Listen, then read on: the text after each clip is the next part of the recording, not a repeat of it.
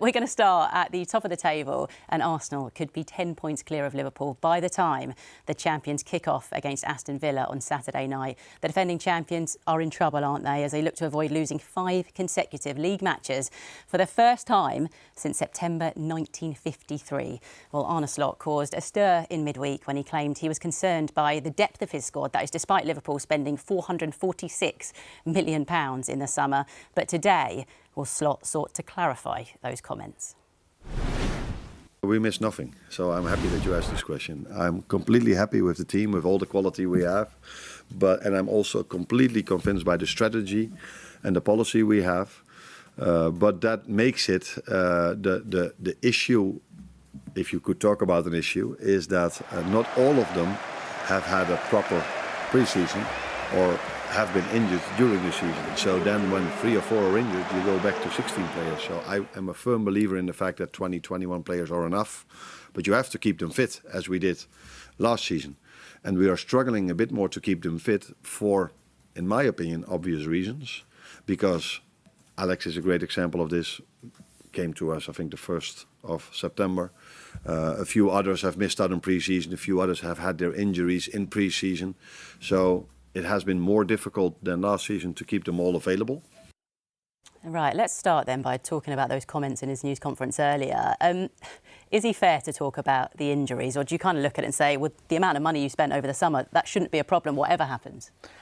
I think you're always going to get people that are going to question that just purely on the numbers that they've spent and also the amount of players that they brought in. But I can actually see where he's coming from when you're talking about players that maybe can't play 3 games in a week, or they're not up to speed to do that, and you'll have the fitness people in the background or the medical department saying, like, in your ear saying that he's maybe on amber this week or whatever, and it could be at risk if you then want to play him. So I think it's fair for people to maybe criticise a little bit those comments when you have brought in the amount of players, but you have to understand that's a manager that's trying to not just build and win right now, even though they are at that place at the moment. But he is trying to protect players, and he's going to want his players available for the rest of the seasons. And only people that are behind the closed doors there will know what's going on from a physical aspect. Mark, when you look at the stats, I mean, it doesn't make for good reading, does it? 6 defeats in 7 in all competitions, 4 on the spin in the Premier League. The fact that they've fallen 7 points behind the leaders Arsenal now. Jamie Carragher is calling it a crisis. It feels like it's spiralling a little bit. What's your assessment of what's happening at Liverpool? I think it's so early to label it a crisis, I'll be honest with you. I don't think it is that yet. I think there's certainly conversations that probably need to take place in-house. There's meetings, players and management meetings. Where is it going wrong? What is the big difference between last year and this year? But I agree with what Jody says in terms of these players that have come in. There's probably a lot of pressure on them as well to go and perform, because there's so many coming at once. And price tag, right? Price tag is huge. And I think Liverpool have probably in the past had a name for going a bit under the radar with their business that they do in transfer windows, whereas this has been so well documented, especially the Isak transfer and the Wirtz transfer. These have been all over. It's been a massive saga for so many months. So probably taking some adjustments.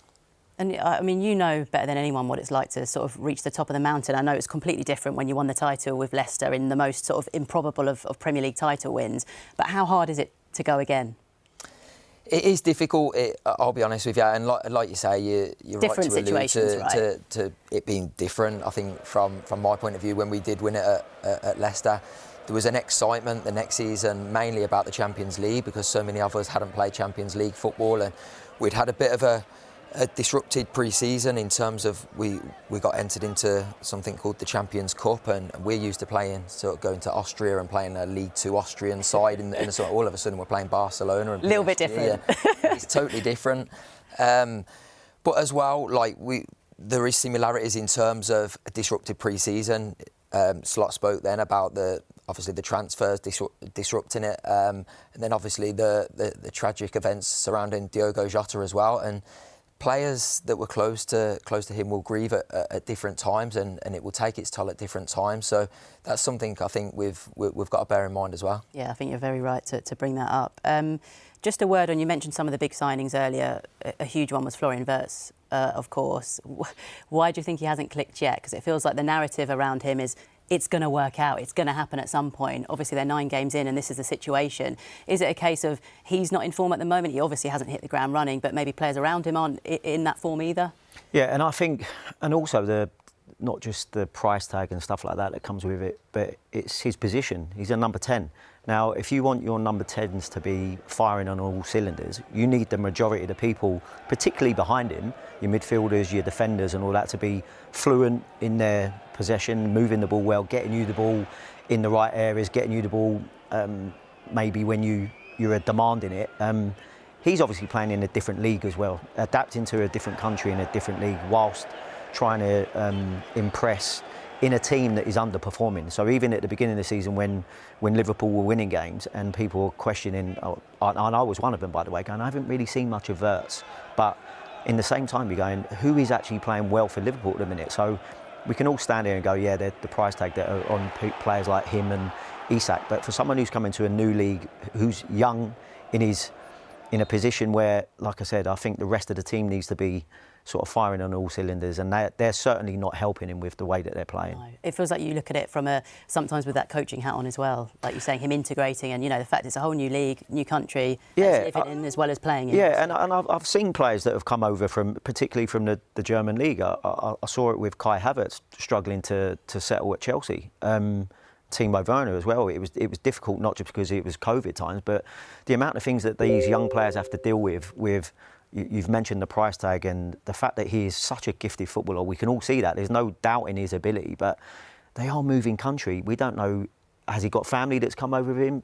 We don't know all the there's so much that could be going on behind the scenes. So no one's judging him at the moment as far as is he a top player, but at the moment, yeah, he hasn't performed to the level that he would like to, but nor as many of the Liverpool players. Well, one of those is probably Mo Salah, who it just seems like he's certainly not at the levels he has been the last few seasons for Liverpool.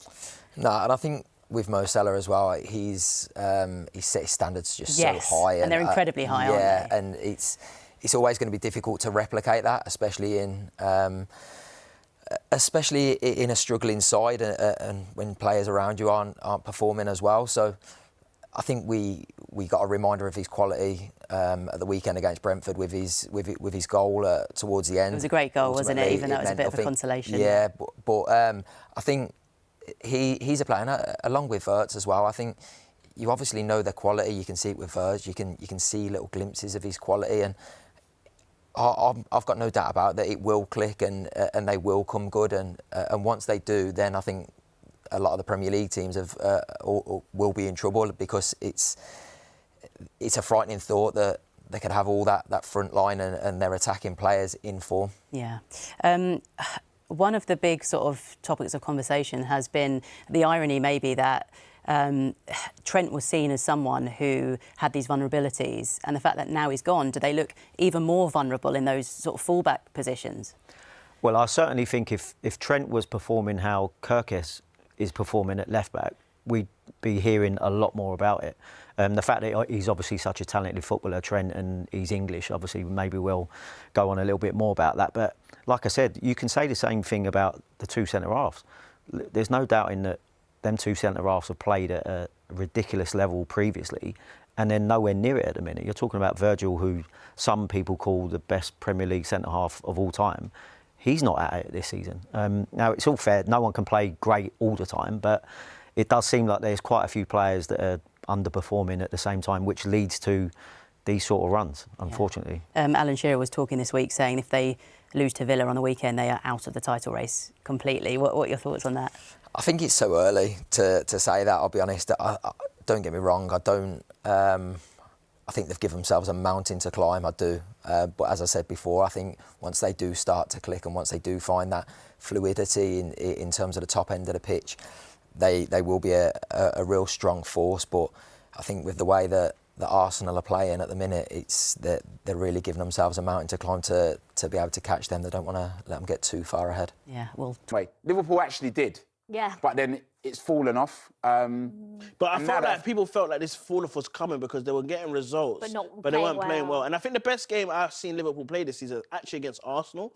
And obviously they scored, Salah scored that wonderful free kick. And I thought, oh, OK, this is a big game they won. But then... I mean, Villa, Real Madrid and City are your next three. Obviously, the one at Villa this weekend, Saturday evening kick-off in the Premier League, is...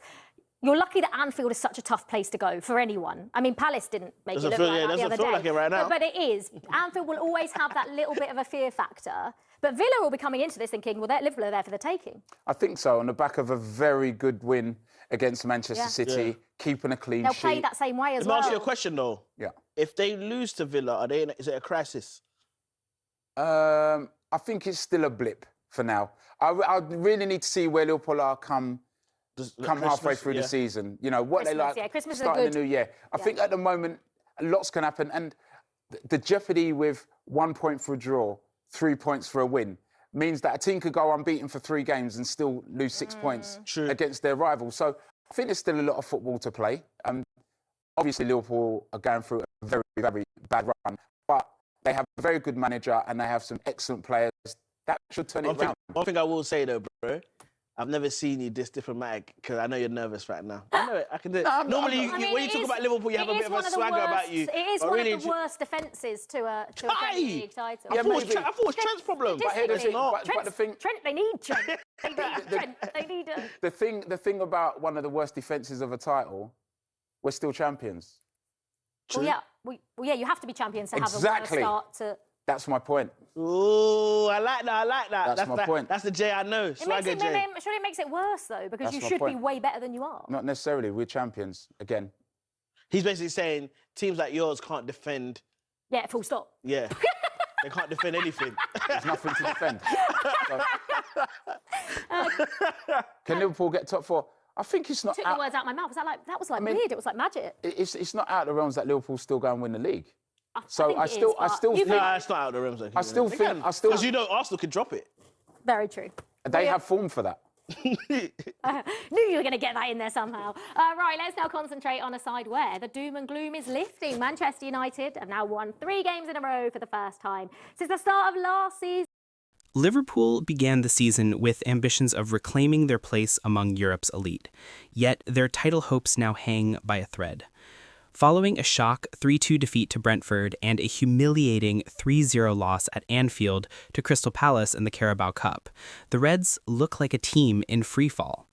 Once celebrated for their intensity and structure, Liverpool now appear disjointed, vulnerable, and mentally fragile. Defensive instability has become the defining feature of Arne Slot's side. The backline, once a symbol of composure, is now plagued by positional errors and poor marking on set pieces. Injuries have compounded the issue, with key defenders missing and midfield rotations failing to provide the necessary balance.